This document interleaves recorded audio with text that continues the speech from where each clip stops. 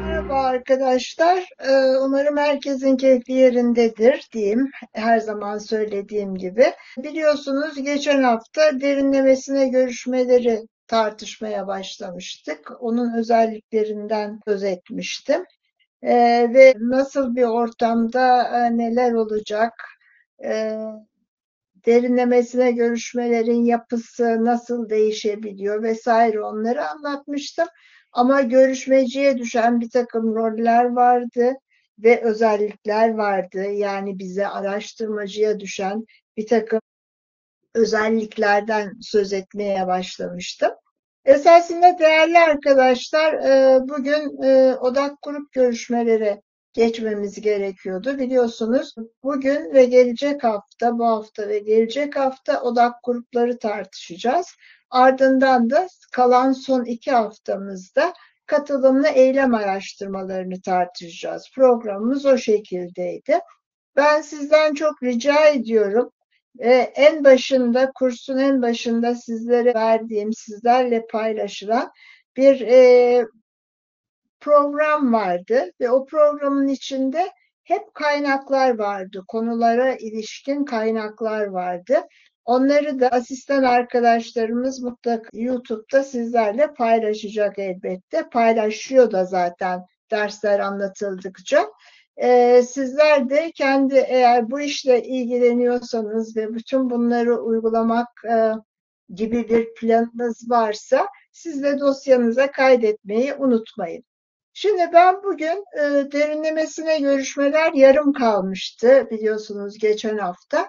Çünkü galiba biraz fazlaca konuştum. O konuşmalarım tabii yaşadıklarıma, deneyimlediklerime, sahadaki karşılaştığım konularla başa çıkmayla ilgili, olumsuz durumlarla özellikle başa çıkmayla ilgili örneklerle belki de tam programı istediğim gibi yürütemedim. Ama ben onları sizler için çok uyarıcı nitelikte olduğunu düşünüyorum. Bu nedenle de yine geçen hafta için hazırlanan sonumdaki slaytları teker teker anlatmak istiyorum. Kalanları anlatmak istiyorum. Çünkü odak grup görüşmeleri esnasında da bütün bunlardan çok yararlanacağız. Bunlara çok ihtiyacımız olacak. Şimdi izninizle ben geçen hafta yarım kalmıştı. Ondan başlayayım. Daha sonra da odak gruplara bir girişimiz olacak elbette bu hafta ve gelecek hafta da odak grupları tamamlayacağız. Başlayalım. Bunlar gerçekten önemli ve sahada yaşadığım deneyimleri sizinle paylaşmak istiyorum. Bu arada bu tür araştırma, veri toplama tekniklerini kullanan arkadaşlar da deneyimlerini anlatabilirler. Çünkü birbirimizden çok şey öğreniyoruz. Görüşme süreci hakikaten bizimle çok alakalı. Tabii yani bize cevap veren kişilerin de her türlü duruşu çok önemli, söyledikleri çok önemli ama bizden kaynaklanan da birçok sorunlar çıkabiliyor veya görüşmeyi kolaylaştırabiliyor. Bir defa görüşmecinin yani araştırmacının bireysel özellikleri son derece önemli.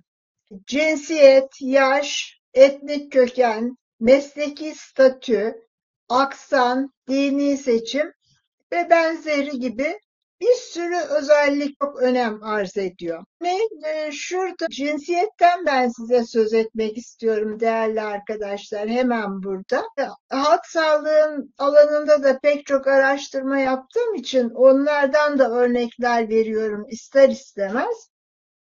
Özellikle kırsal alanlarda erkeklerle yaptığım görüşmelerde benim cinsiyetsiz olmam çok önem arz ediyordu. Şimdi o insanların, bana bilgi veren insanların beni nasıl gördükleri çok önemli. Bana genellikle doktor bey diyorlardı. Hacettepe Üniversitesi'nden geldiğimi duyduklarında doktor bey diyorlardı. Dikkatinizi çekmek istiyorum. Ben onlara ben doktor değilim, ben hocayım, işte doktoram var ama hekim değilim Onu söylediğim zaman bana Beyda Hanım da demiyorlardı, Hoca Bey diyorlardı. Dolayısıyla beni gerçekten de cinsiyetsiz bir durumda, hatta tabii erkek cinsiyetli bir durumda bırakıyorlardı. O zaman çok daha rahat konuşma imkanı bulabiliyorduk. Yani o araştırmacıyı bir kadın olarak görmedikleri zaman çok daha rahat ediyorlardı. Bir başka şey, mesela etnik köken de çok etkileyebilir. Ya da işte mesleki statüde, daha sonraki slaytlarda çok fazla buna gelmek istiyorum. Yani o aradaki güç eşitsizliği, güç dengesizliği vesaire. Tabii görüşmecinin kendisini nasıl sunduğu, nasıl takdim ediyor karşısındaki insanlara. Bu da hemen görüşmenin nasıl gideceğini belirliyor büyük ölçüde. Son derece önemli burada kendi davranışlarımız, bizim kendi davranışlarımız çok dikkat edilmesi gereken hususlardır değerli arkadaşlar. Özenli olmamız, karşımızdaki insana hep saygı duymamız ve asla ve asla onlara yukarıdan bakmamamız son derece önemli. Evet, şimdi görüşülecek kişilerin seçimi, yani örneklemi oluşturma meselesine gelince. Bu örneklem sözcüğünden ben çok fazla hoşlanmıyorum nitel araştırmalar kapsamında açıkçası. Hep çünkü eleştiriler buraya dayandırılıyor, özellikle pozitivist sosyal bilimciler tarafından. Nitel araştırmada, nicel araştırmada olduğu gibi genelleme derdi yoktur değerli arkadaşlar. Yani örneklem deyince hep insanların aklına hangi evreni temsil edecek meselesi gelir ve o evren içinden de gerçekten o evreni temsil edebilecek nitelikte bir örneklem seçilmesi son derece önemlidir nicel araştırmalarda. Bu gerçekten nicel araştırmayı çok özellikli kılar ve yani nitel araştırmaya göre belki farklılıklarını konuşurken de konuşmuştuk. Ön plana çıkartır eğer genelleme yapmak istiyorsanız. Özellikle surveyler yapıyorsanız, çok geniş katılımlı araştırmalar yapıyorsanız, tamamen pozitivizmin ilkeleri, araştırma evrenini temsil edici ve tesadüfi yöntemle seçilmiş rastlantısal örnekleme mi gerekli kılmaktadır. Elbette onunla olması lazım. Oysa nitel araştırmalarda mesele evren değil, evrene ulaşıp evreni temsil edebilir nitelikte büyüklüğe ulaşmak değil, çok küçük gruplarla derinlemesine yapılacak bir araştırmada da, ki öyle yapıyoruz nitel araştırmalarda, rastlantısal olmayan örneklem seçiliyor ve o uygun oluyor. Bu aradaki farkı çok iyi görmek gerekiyor değerli katılımcılar. Niteliksel araştırmalar, araştırma evrenini, sosyal gerçekliği genellemelere varmak amacı ile incelemiyor. Dolayısıyla araştırmacı temsil edici bir örneklemden çok veri derleyebileceği örneklerle derinlemesine çalışmak istiyor.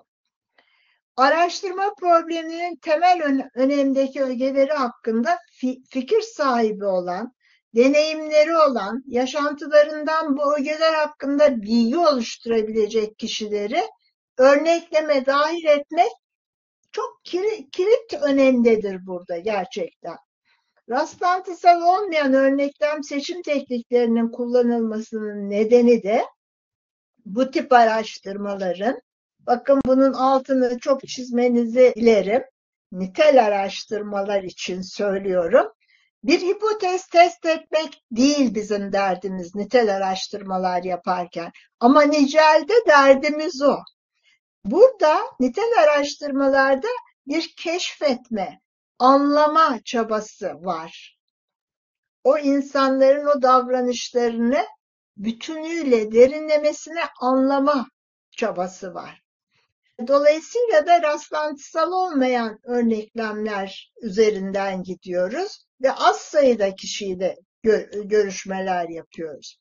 Şimdi bu konuda tabii biraz önce de altını çizmeye çalıştığım gibi pozitivist sosyal bilimlere daha yatkın olan, daha çok onun tarafında olan ve nicel araştırmaları kullananlar tarafından çok sıkı eleştiriler geliyor. Şimdi bütün dertleri pozitivist sosyal bilimcilerin hep konuştuğumuz gibi evreni temsil etmeyen bir örneklem üzerinden çalışmıyor bu nitel araştırmacılar. Dolayısıyla bu araştırmalar bilimsel değil diyorlar. Hiç öyle değil ama layıkıyla yapıldığı takdirde bütün gerekçeleri sunularak bütün yapılanlar anlatıldığı takdirde o da en az o öbürleri kadar bilimsel olabilir. Bunu tırnak içinde söylemek istiyorum. Aslında tam tersine niteliksel araştırma yönteminin örneklem seçimi bilgi kaynağı açısından zengin örneklere ulaşmak, böylece kişilerin algı ve deneyimlerinin en iyi değerlendiği bir grubu oluşturmak. Proje grubundaki arkadaşlarla da bunları gerçekleştirmeye çalışacağız sahada. Umuyorum. Tabii pozitivist sosyal bilimlerin bilimsel oluş tanımları nesnel olma anlamını taşıyor. Çok tartışılabilir bir konu bu tabii. Yani yorumsamacı sosyal bilim ama çok farklı bir yerden bakıyor bildiğiniz gibi olaylara. Öznelliğin gerçekliği daha iyi yansıtacağını, daha iyi anlatacağını ileri sürüyor. Her ikisi de doğru aslında ama hep dediğim gibi belli dozlarda belli yan yanılgıları sağlamak son derece önemli. Niteliksel araştırmalarda niceliksel örneklem biçimlerini kullanan araştırmacılar bulunuyor. Bu olmaması gereken bir konu tabii. Tam tersine bir de nitel araştırma yapıp da nitel araştırma ahlakına ve etiğine hiç uymayan örneklem üzerinden çalışma yapıldığı söyleniyor.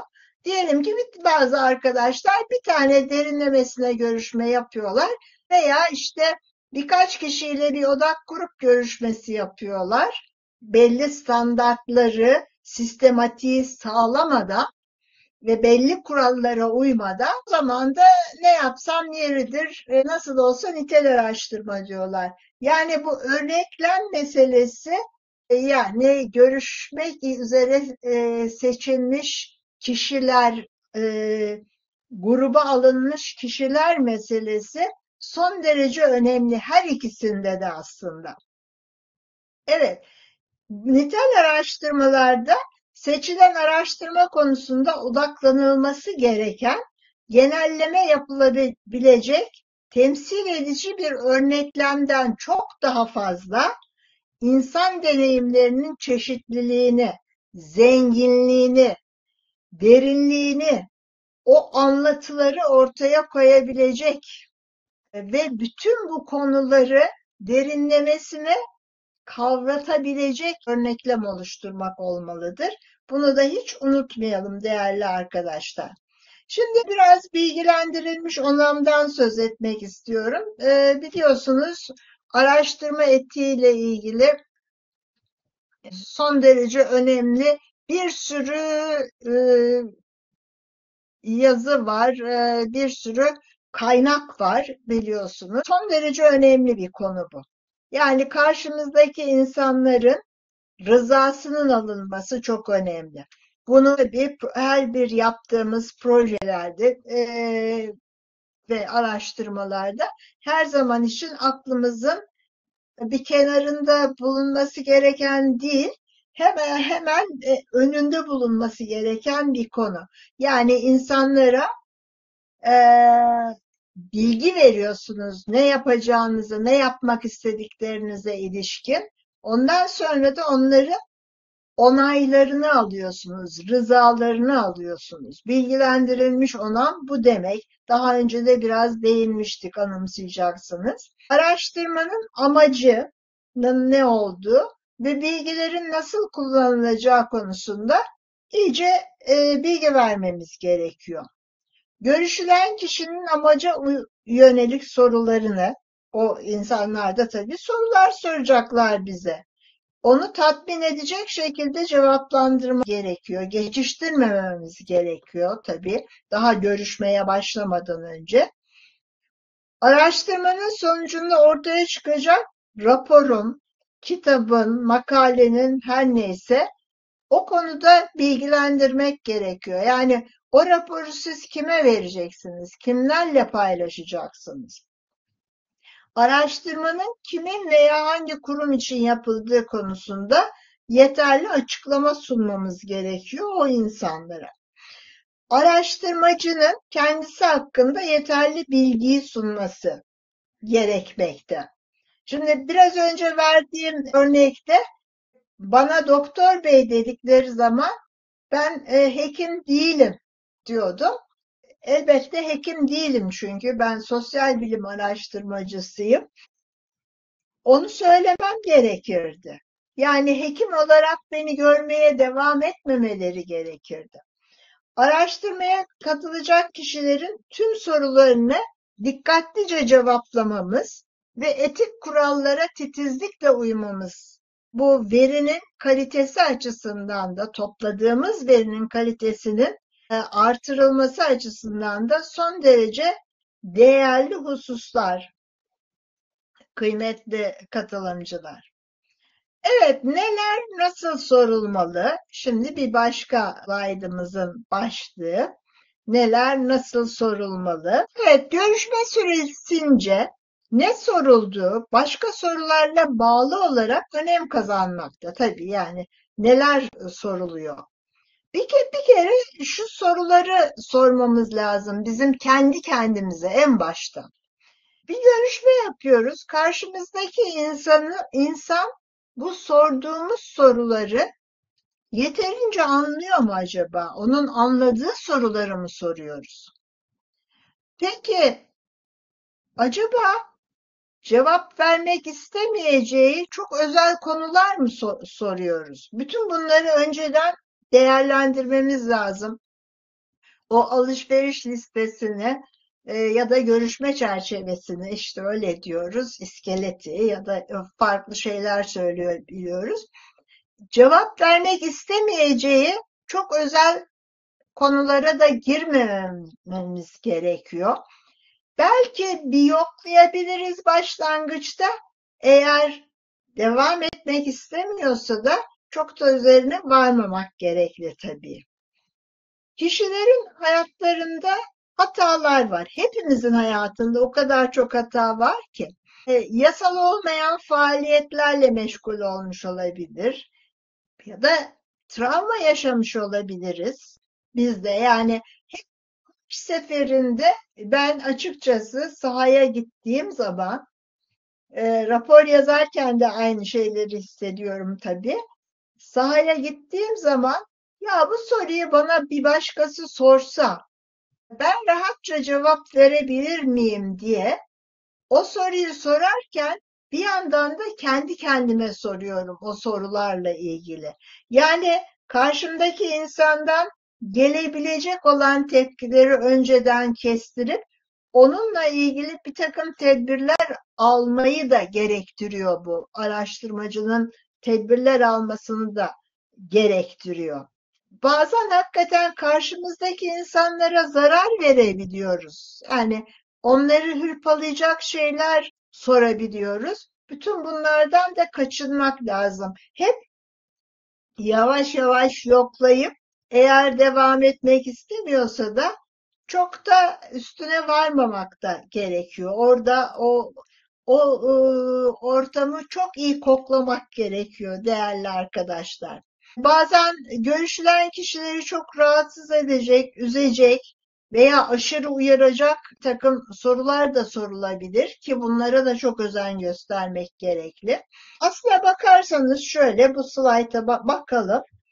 Ee, Biz nitel araştırmaları ne zaman daha çok öne çıkartıyoruz, ne zaman kullanıyoruz? Tam da işte bu çok kritik noktaları yakalamak üzere çıkartıyoruz. Onlardan derinlemesine bilgiler almak üzere bu teknikleri kullanıyoruz. Ama hiçbir şekilde de onlara zarar gelmemesi için de çaba sarf etmemiz gerekiyor. Bütün bunları çok iyi bilincinde olmamız gerekiyor değerli arkadaşlar. Bu da çok önemli bir husus tabii bunun içinde. Kendimizi karşımızdaki insanın yerine koymak galiba çok önemli bir konu. Ama empati yapmayı gerektiriyor bu. Ama empati yapmadan daha ötesini ben sizlere öneriyorum. Yani biraz yoklayıp, yani bakarsınız ki öyle bir konudur ki çok rahatlıkla konuşabilir, hiç umuru bile değildir. Ee, Örneğin ben madde suistimali ile ilgili yaptığım araştırmada çok farklı insanlarla tanıştım. Hakikaten hiç umursamayan insanlar vardı. Onların yanında da ama çok da konuşmak istemeyen insanlar vardı. Çok da paylaşmak istemeyen insanlar vardı. Karşımızdaki insanı yoklayıp ona göre üstüne varmak önemli bir olay. Evet, şimdi bütün bunlardan sonra biraz kaçınılması gereken hususları vurgulamak istiyorum değerli arkadaşlar. Görüşmeler esnasında bu derinlemesine görüşmeler için tabii bunları hazırladım ama odak grup görüşmeleri için de çok benzer şeyler söz konusu. Bu ilkeleri benimseyebilirsek bütün nitel araştırma yöntemlerinin hayata geçirirken, o teknikleri kullanırken bizim için yol gösterici olacaktır. Ona inanıyorum açıkçası. Bir kere görüşülen kişinin sık sık sözünü kesmek çok yanlış. Tamamen bundan kaçınmamız gerekiyor. Bazen yine bu daha önce sizlerle değindiğim bir husus. Nasıl olsa ses kaydı alınıyor ya da kamera kaydı alınıyor diye araştırmacı bazen dikkatlice dinlemeyebilir. O sırada bir dalgınlığına gelebilir. Bu da son derece yanlıştır. Yani karşımızdaki insan bizi adam yerine koyup bize içini açıyor, fikirlerini paylaşıyor bizimle. Eğer sizin dinlemediğinizi fark ederse o görüşmede güven duygusu çok azalmaya başlar. Onun için çok dikkatlice dinlemek zorundayız değerli arkadaşlar. Bir başka şey tabii bazen bu araştırmalar esnasında görüştüğümüz kişi hassaslaşabiliyor. Ee, Orada bizim de çok dikkatli olmamız gerekiyor. Ona göre davranmamız gerekiyor. Bir başka şey, o insanlar o anda cevap vermek istemeyebiliyorlar. Birkaç saniye, birkaç dakika düşünmek isteyebilirler. Bizim onlara saygılı davranıp onu beklememiz gerekiyor. Hemen bir başkasına atlamamamız gerekiyor. Susmak. Biliyorsunuz susmak çok önemli. Dinlerken susmayı da dinleyebilmek çok önemli değerli arkadaşlar. Susmak da bir cevap çünkü. Hiç acele etmememiz gerekli. Soruların yeterince anlaşılıp anlaşılmadığına dikkat etmemek. O da bazen işi çok zorlaştırabilir. Görüşülen kişinin fazla konuşması söz konusu olabilir. O konuyla ilgili konuşmaz, bambaşka konularla ilgili konuşmaya başlar. Onu biraz azaltabilmek de bir marifettir. Bir başka noktada burada yazılı olan. Biz bilgi almaya gittik. Onlardan öğrenmeye gittik. Onlara bir şey anlatmaya gitmedik. Onların söyledikleriyle ilgili yorum yapmaya gitmedik. Şu doğru, bu yanlış demeye gitmedik. Onu beğenmek ya da beğenmemek gibi bir lüksümüz yok bizim araştırmacı olarak. Onlardan tabii ki daha az konuşmamız gerekiyor ve hiçbir şekilde yorum yapmamamız gerekiyor.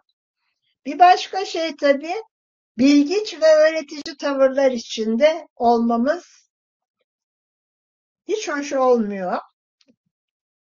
Çok açık ve net bu. Bir başka şey de görüşülen kişiler hakkında ön yargılarımız var tabii. Gitmeden önce bazı şeyleri biliyoruz. Kendimize göre bildiğimizi zannediyoruz. Kendimize göre işte olumluyoruz ya da olumlamıyoruz. Birçok şey var. Mesela ben kendimi bu konuda çok eleştirmişimdir değerli arkadaşlar. Özellikle yine bu örneği vermiştim sizlere. Özellikle bu kadına yönelik erkek şiddetiyle ilgili araştırmalara vesaire ona benzer araştırmalara girdiğimde o erkeklere yargılı baktığımın çok farkındayım. Farkındaydım sahaya çıktığım zaman. Bunu minimize etmek için elimden geleni yapmak durumundayım ben bir araştırmacı olarak. Asla görüşme sürecine etki etmemesini sağlamamız gerekiyor değerli arkadaşlar bu ön yargılarımızın. Ön yargılıyız. Hepimizin ön yargısı var. Ama araştırmacının ön yargısı olmamalı. Olmaz. Öyle bir lüksümüz yok. Yapılmaması gerekenler neler?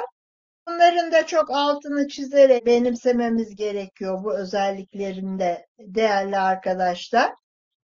Görüşme sürecinde görüşülen kişi ve görüşmeci arasında güç ilişkisi kurmaktan kaçınmak gerekiyor. Beni rahatsız eden durumlar olmuştur sahada, farklı araştırmalar bağlamında. Örneğin bir kadın olarak benim kırsal alanda çalışmam, işte oraya üniversitenin verdiği arabayla gitmem, işte o kadınlarla belli ilişkiler kurmam vesaire.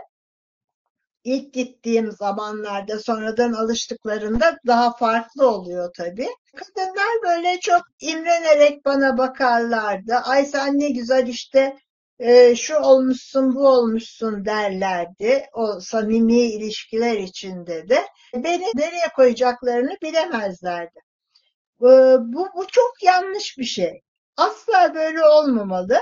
Benim de cevabım ve çok samimiyetle bir sosyal bilimci olarak buna çok inanıyorum. O kadının yerinde ben doğmuş olsaydım, o köyde ben doğmuş olsaydım, hiçbir şey yapamayacaktım bu alanlarda. Veya o kadın bambaşka bir yerde, bambaşka koşullarda doğsaydı, çok iyi bir keman virtüözü olacaktı. Bilmiyoruz. Koşullar da çok önemli tabii. Ama bunun yanında ben araştırma yapmayı biliyorum ama ben ekmek yapıp çocuklarımı doyuramam mesela. Herkesin bir yapıp ettiği, bildiği şeyler var. Bir güç ilişkisi yok aramızda. Tam tersine ben onlarınkini öğrenmeye gitmiş durumdayım. Geçen hafta da bunu konuştuk sizinle. Eşitlikçi bir etkileşim çok önemli değerli arkadaşlar bu tür araştırmalarda. Görüşmecinin görüşülen kişi üzerinde herhangi bir tahakküm, baskı, otorite kurmasını engelleyici tutum ve davranışları benimsemek. Yani işte bu işleri çok iyi bilirim. Öyle bir şey yok. Yani ben bazı işleri iyi bilebilirim. Sen bambaşka bazı işleri çok iyi bilebilirsin. Görüşme süresince ortaya çıkan karmaşık ilişkiler, yani o bizim de kendi aramızda, görüştüğümüz insanlarla bizim de aramızda bir sürü karmaşık ilişki gelişiyor tabii. Bunları Gerçekten iyi gözlemlemek ve doğru yönlendirmek bizim sorumluluğumuz. Bazen işte istenmedik biçimde çok uzayabiliyor. Onu da kontrol etmek bizim sorumluluğumuz. Kişilerin görüşlerini, fikirlerini, anlatmak istediklerini de anlatabilmelerini sağlamak gerekli. Onları yüreklendirmek, cesaretlendirmek gerekli. Ve tabii en başından itibaren de onların fikir ve görüşlerini bizim için, bizim yaptığımız araştırma için önemli olduğunu vurgulamak çok önemli. Ve teşekkür çok çok önemli. Gerçekten görüşülen kişilere minnet borcumuz var. Bize açtıkları için görüşlerini, deneyimlerini, her şeylerini. Dolayısıyla da ona teşekkür etmek elbette çok önemli. Ben sahada çok farklı insanlarla, çok farklı kesimlerden insanlarla çalıştığım için bunları da iyi biliyorum. Kötü örnekler geliveriyor gözümün önüne. Bunlar çok yanlış şeyler. Lütfen bunlara çok dikkat edelim. Evet, görüşmecinin özellikleri de çok önemli tabii. O görüşmenin devam etmesinde, akmasında yani bizim özelliklerimiz. Bir kere tutarlı ve dürüst olmamız çok önemli. Karşımızdaki insana da öyle olduğumuzu anlatmamız önemli. Motivasyon, yani yaptığımız işe hakikaten hevesle sarılmamız, öğrenmeye hevesli olmamız çok önemli. Açık olmak. Açık olmak ne demek? Açıklık. Her türlü olumlu ya da olumsuz şeye açık olmak. Biraz önce anlattığımla da ilgili olan bir şey tabii. Her şeye açık olmak. Diyelim ki ben bir araştırmacı olarak yani işte bu ön yargılar meselesinde çok çok yanlış, onunla çok ilişkili bu bir yandan da. Kendi kendimi de eleştiriyorum. En başta kendimi eleştirmem lazım zaten. O erkeklere yönelik şiddet konusundaki yaklaşımım, ön yargılarımdan arındırmam kendimi zor oluyor demiştim. Burada da en basitinden mesela siyasi yaklaşımlarla ilgili bir araştırma yapıyorsunuz. Siz A grubunu çok beğeniyorsunuz, onların yapıp ettiklerini beğeniyorsunuz. Ama görüşme yaptığınız kişi B grubunu beğeniyor. Yani onu eleştirme hakkımız yok bizim. Ya da A grubunun ne kadar üstün olduğunu ona anlatmak gibi bir derdimiz yok. Olabildiğini onun neden öyle düşündüğünü ortaya çıkartma sorumluluğumuz var. Bir başka şey de tabii empati. Empati her zaman duyguların, düşüncelerin iyi anlaşılmasını sağlamak çok önemli. Anlayışlı olmak yine önemli. O durumda her türlü şeyle karşılaşabiliriz. Yani nezaket sahibi olmamız önemli.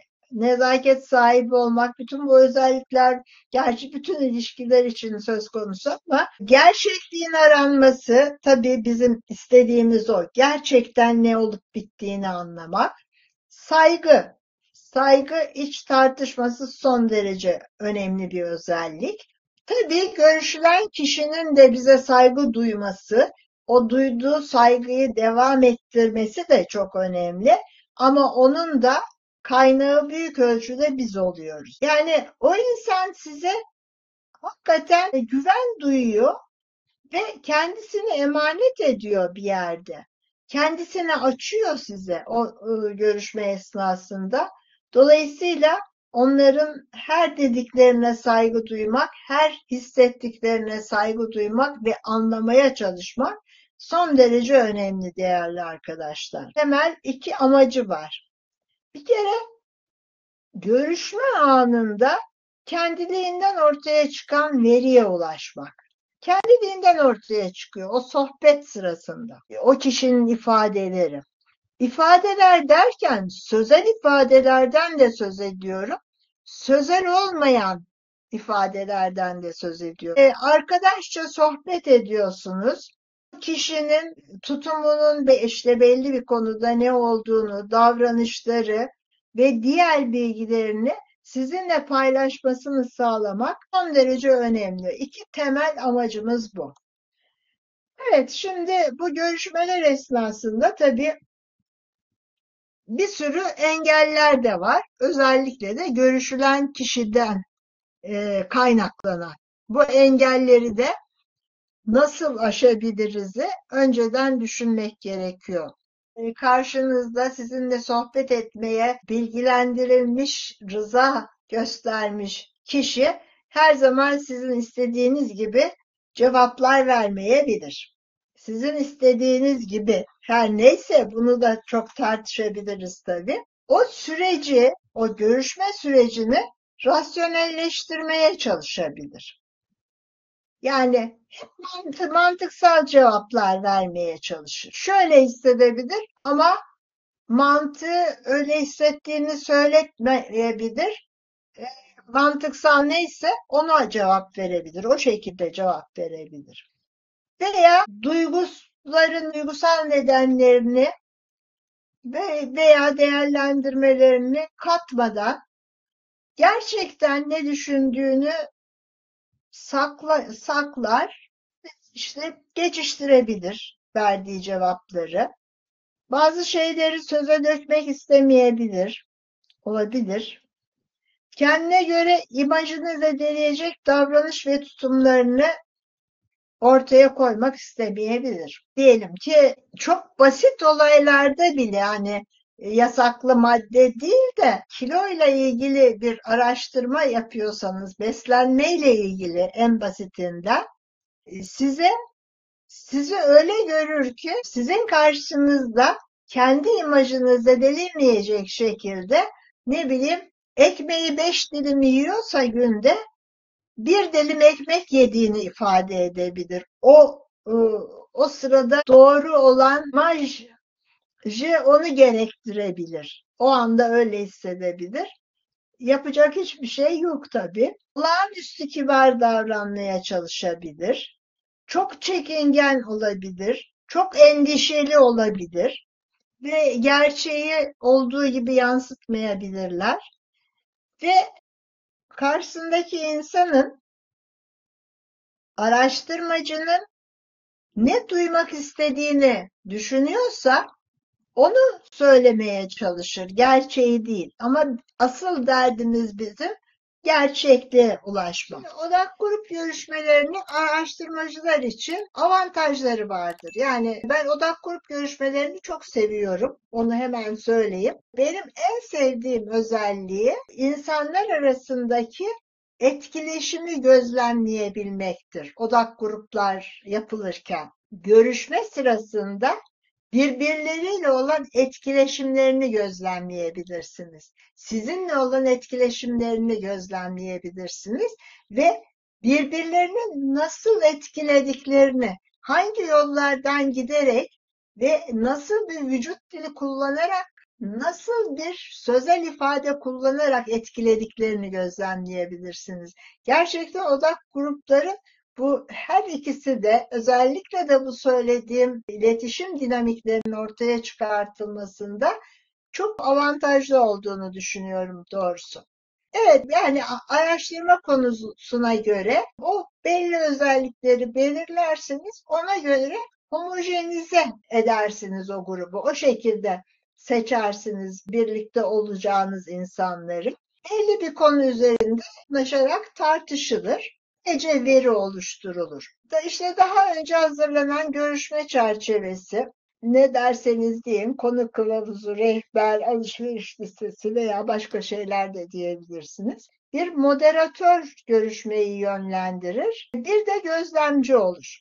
Moderatör görüşmeyi yönlendiren kişidir ama gözlemci, takım arkadaşı yani, çok ortalıkta görünmeyen, bütün görüşmeyi ama saha notları halinde yazan, gözlemler yapan, çünkü moderatör o kadar insanla görüşme yaparken her birinin söylediklerini kaçırmadan dinlemek isterken bazı şeyleri kaçırabilir. Ne bileyim, iki katılımcının birbirine göz kırpması gibi. Dolayısıyla bir moderatör ve bir gözlemci odak gruplar için elzemdir diye düşünüyorum açıkçası. Şimdi odak grup görüşmelerinde grup üyeleri arasında karşılıklı ilişkiler yaşanıyor ve bir sohbet ortamı doğuyor.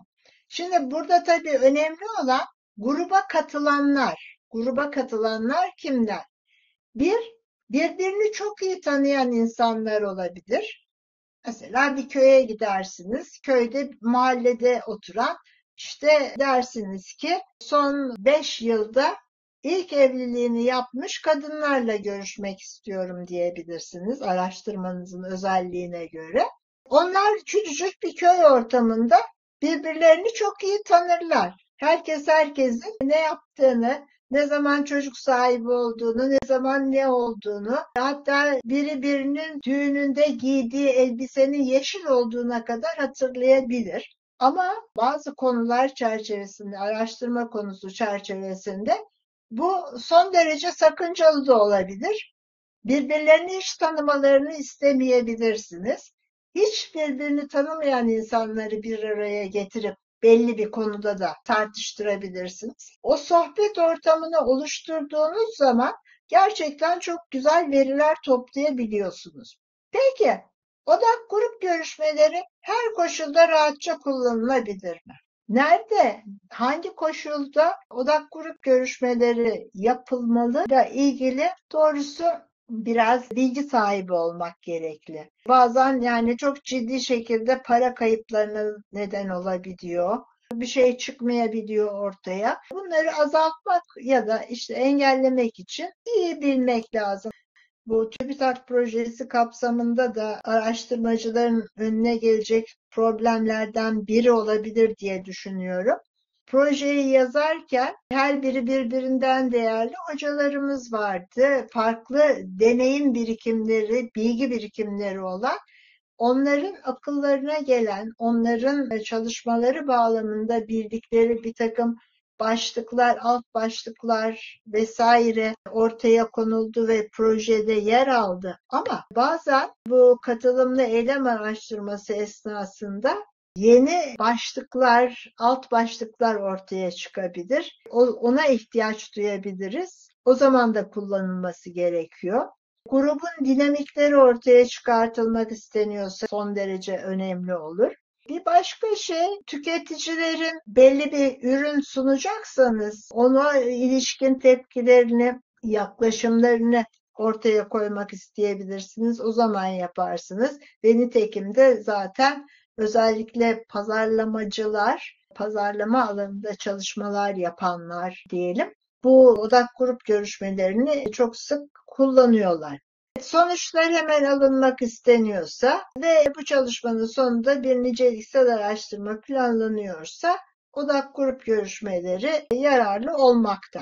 Şimdi bunların her birini biraz açıklayacak olursak, tüketicilerin derken pazarlama alanında çalışmalar yapanlar geliyor tabii aklımıza ama işte sunulan hizmet, sunulan ürünü kullanmalarıyla ilgili onların olası davranışları, yaklaşımları, beklentileri ya da konuyla ilgili diğer alt başlıkları ortaya çıkartmak isteniyorsa kullanılabilir dedik. Daha fazla sayıda başlık ve alt başlığa gereksinim varsa dedik. Bu TÜBİTAK projesi için bunların gerekli olabileceğini düşünüyorum açıkçası. Grubun dinamikleri, bu çok önemli gerçekten. Bunu çok yakından gözlemlemek ve bu konuda da veriler toplamak çok değerli olabiliyor. Çünkü o grupta siz bir konuyu ortaya atıyorsunuz ve belli bir sıralama olmaksızın kim konuşmak istiyorsa konuşmaya başlıyor. Birisi bir şey diyor. Onun söyledikleri bambaşka birinin, orada oturan bambaşka birinin söyleyeceklerini temel oluşturuyor mesela. Onları ortaya koyabilmek üzere çok net bakmak gerekiyor. Bir başka şey, tüketiciler meselesi var.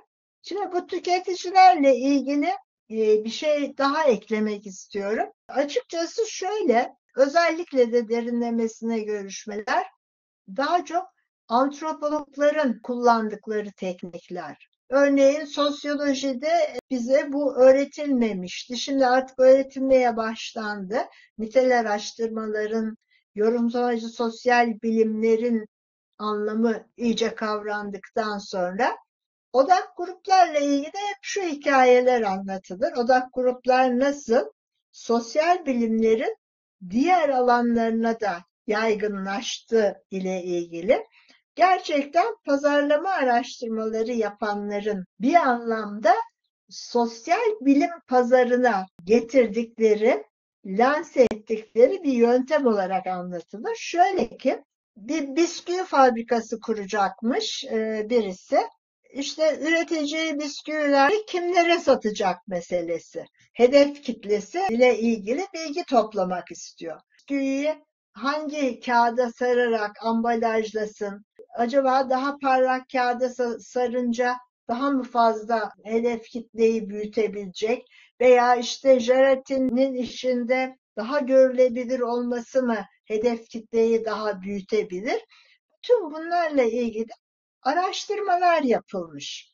Tamamen pazara yönelik bir malı en iyi şekilde nasıl satabilir, nasıl ondan kar edebilirle ilgili bu odak grupların böyle yaygınlaşması onunla başlamış. Hep onu anlatırlar. Hatta Amerika'da birbirini hiç tanımayan insanları bir araya getiriyorlar. Bunun da çok farklı artıları, eksileri var tabii. Ve orada hedef kitleye onların istedikleri şekilde ulaşabilmek için araştırmalar yapılıyor. Bir kere orada her söylenen kayıt altında tutuluyor ve onların tercihlerine göre işte o bisküvileri kırmızı jelatine mi saracaklar? Kırmızı parlak kağıda mı saracaklar? Çikolatalı mı olacak? Fındıklı mı olacak? Bisküvinin cinsi nasıl satabiliriz derdiyle yapılan araştırmalar ve daha sonra da hiç kimse birbirini görmüyor, tanımıyor. Kimse kimsenin onu söylediğini hatırlamıyor bile. Gidiyorlar. Şimdi bir başka konuda sonuçlar hemen alınmak isteniyorsa da odak grup görüşmeleri kullanılmalı deniyor bazı kaynaklarda. Şimdi genellikle bu görüşmeler 8 ila 10 kişi arasında bir grup oluşturuluyor. 1,5-2 saat sürebiliyor ama en ideali bence bir saatte kesmek oluyor. Tek kişiyle derinlemesine görüşme yapmaktan çok daha fazlasını elde edebiliyorsunuz. Evet, şimdi ben şurada kesmek istiyorum hocalarım, arkadaşlarım. Sorularınız varsa şayet onları cevaplandırmaya çalışırız. Evet Gökçesi hocam ben burada kesiyorum izninle. Teşekkür ederiz hocam. Estağfurullah. Ağzına sağlık. Bize önemli bilgiler verdin. Tekrar teşekkür ediyoruz. Sorular varsa bunları da almayı, duymayı çok isteriz. El kaldırmasını bekliyorum sorusu olanların ya da sohbete yazmasını. Evet Ayça'nın bir sorusu var galiba. Hocalarım merhabalar. Belma hocam çok teşekkür ederiz bu haftaki ders için de. Şöyle bir şey takıldı aklıma. İşte görüşmecinin vücut dili ortamdan da etkileniyor olabilir mi? Yani o anki vücut diliyle atmosferin etkisi ilişkili olabilir mi? Bunu sormak istedim hocam. Ayça'cığım çok güzel bir nokta. Yani bizi araştırmacı olarak çok ilgilendiren konular bunlar. Bir kere o atmosferi rahatlatabildiğimiz kadar rahatlatacağız. Ama her şey olabilir. Her şeyi de beklemek gerekiyor. Bizim hep alert olmamız ve bir takım şeyleri kolaylaştırıcı şekilde davranmamız uygun oluyor. Ama biz de insanız. Onu da hiçbir şekilde unutmayalım. Bizim de çok eksikliklerimiz olabilir. O sırada biz de bambaşka şeylerle meşgul olabiliriz. Bizim de duygu durumlarımız farklı olabilir. Orada o suskunluğu da çok iyi değerlendirmek önemli ve çok iyi gözlemlemek önemli. Gelecek hafta da bütün bunların çözümüyle ilgili zaten bir şeyler paylaşmak istiyorum sizinle. Hem deneyimlerim açısından hem de dokümanlar açısından da bunu Bir moderatör, modere eden, görüşmeyi yürüten kişi, bir de gözlemci. Görüşmeyi bitirdikten sonra bir de senaryolaştırılması gerekiyor bu görüşmenin. O senaryo içine bütün bunların hepsinin yazılması ve yine geçen hafta sözünü ettiğim gibi görüşmeci ve moderatör ve gözlemcinin o görüşmeyle ilgili şahsi görüşlerinin de kaydedilmesi gerekiyor senaryo formunun içine. Orada her ikisinin birlikte karar verip bütün gözlemlerini ve oradaki tüm koşulları da oraya aktarmaları çok uygun oluyor. Ona göre de bir sonraki görüşmenin daha sonrakileri planlaması yapılıyor. Bilmiyorum yeterince açıklayıcı oldu mu? Tabii sahada karşılaştığımızda bütün bunlarla çok daha akılda kalıcı, çok daha iyi çözüm bulucu halde olacağız. Teşekkürler hocam. Çok sağ olun. Rica ederim. Hocam merhaba. Emine Elif Altun Evet, değil mi? evet hocam. Evet, tamam. Buyurun Ee, lütfen. Hocam benim de hem bir sorum hem de bir katkım olacaktı. Önce sorumu sormak Ne güzel. istiyorum. Odak grup görüşmeleriyle ilgili. Şöyle düşünün hocam, mesela paylaşılması zor olan konularda, yani kişilerin kendisini anlatması, konuya girmesinin zor olduğu durumlarda biz rol yapacak, öyleymiş gibi davranacak bir kişiyi gruba dahil edip o kişileri sadece teşvik etmesi amaçlı, yani aslında bu olayları yaşamamış ama onlar gibi davranan, aynı uygun bir benzetme olur mu bilmiyorum ama olimpiyatlardaki tavşan atlet gibi onları teşvik edecek birisini gruba dahil edebiliyor muyuz? Veya edersek de bunu en azından görüşme sonunda onlara, diğer katılımcılara itiraf etmemiz gerekir mi etik açıdan? Araştırmalar esnasında çok dikkat edilmesi gerektiğini düşündüğüm konulardan bir tanesi. Yani siz araştırma sonunda söyleyelim dediniz. Bu da bir yol olabilir tabii ama ben her zaman yani araştırma etiği açısından olaya baktığımda bana yapılmasını istemediğim hiçbir şeyi ben de başkalarına yapmamalıyım derim. Cevap olarak da bunu vermek istiyorum size. Acaba o insan böyle bir şeyi uygun görür mü görmez mi bilmiyorum. Ama ben kendi adıma daima dürüstlükten yanayım doğrusu. Gayet açık seçik çünkü bilgilendirilmiş rızadan söz ediyoruz. O bilgisi dahilinde değil. Öyle düşünüyorum ben. Anladım hocam, çok haklısınız. Ben de merak ettim, acaba böyle bir şey olabilir mi diye, bir teşvik amacıyla. Tabii öyle araştırmalar çok var. Biliyorum o araştırmaları. Çok farklı şekillerde çok daha içtenlikli veri topladıklarını iddia ediyorlar Hı hı. insanlar. Bana etik açıdan çok tartışmalı görünüyor. Bir de katkımı söylemek Evet istiyorum. evet lütfen. O da dersin ilk bölümünde konuştuğumuz derinlemesine görüşmelerle ilgili. Özellikle konuşulması, anlatılması zor olan konularda, mesela işte pedofili olabilir, cinayet işlemiş olabilir gibi bu konularda o konuya giriş nasıl yapılıyor diye çok merak ettim ve birkaç tane çalışmaya baktım. Bazılarında şeyi gördüm hocam, böyle bir örnek hikaye anlatıp o hikayenin üzerinden onların açılıp kendisini anlatmasını sağlamışlar. Onu söylemek istedim. Tabii. Öyle olabilir. Ayrıca yani o tür araştırmaları da yapıyoruz, yaptık da yani. Farklı hikayeler anlatılabilir, film gösterilebilir, onlar olabilir. Ama o tabii görüşme yapılan kişinin bilgisi dahilindedir. Evet, evet hocam. Tamam. Çok teşekkür ederim. Çok sağ olun. Rica ederim. Siz de sağ olun. Çok Evet, teşekkürler bütün evet. katılımcılarımıza. Bir dahaki hafta görüşmek üzere. İyi akşamlar herkese. Görüşmek Hocamıza üzere. da teşekkür Herkese ederim. iyi günler. Hoşça kalın.